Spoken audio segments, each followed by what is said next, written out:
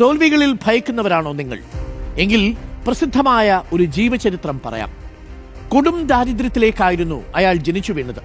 സ്വന്തം കാലിൽ നിൽക്കണമെന്ന ആഗ്രഹത്തിൽ ഒരു ബിസിനസ് പടുത്തുയർത്താൻ ശ്രമിച്ചു. 21-ാമത്തെ വയസ്സിൽ ആ ബിസിനസ്സിൽ അയാൾ പക്ഷേ പരാജയപ്പെട്ടു. 22-ാമത്തെ വയസ്സിൽ രാജ്യത്തെ നിയമസഭയിലേക്ക് മത്സരിച്ചെങ്കിലും അവിടെയും അയാൾ പരാജയപ്പെട്ടു. 24-ാമത്തെ വയസ്സിൽ വീണ്ടും ഒരു കൈ നോക്കി, വീണ്ടും പരാജയപ്പെട്ടു. 26-ാം വയസ്സിൽ പ്രിയതമയെ നഷ്ടപ്പെട്ടു. 27-ാം വയസ്സിൽ കടുത്ത മാനസിക സംഘർഷങ്ങൾക്കിരയായി. 34-ാം വയസ്സിൽ നിയമനിർമ്മാണ സഭയിലേക്ക് വീണ്ടും മത്സരിച്ചപ്പോഴും അപ്പോഴും പരാജയപ്പെട്ടു. പരാജയങ്ങളോട് പരാജയങ്ങളോട് പരാജയങ്ങളോട് പരാജയം. 45-ാമത്തെ വയസ്സിൽ സെനറ്റിലേക്കുള്ള തിരഞ്ഞെടുപ്പിൽ അപ്പോഴും പരാജയപ്പെട്ടു. 47-ാം വയസ്സിൽ വൈസ് പ്രസിഡന്റ് തിരഞ്ഞെടുപ്പിൽ അപ്പോഴും പരാജയപ്പെട്ടു. 49-ാം വയസ്സിൽ സെനറ്റിലേക്കുള്ള തെരഞ്ഞെടുപ്പിൽ വീണ്ടും പരാജയപ്പെട്ടു.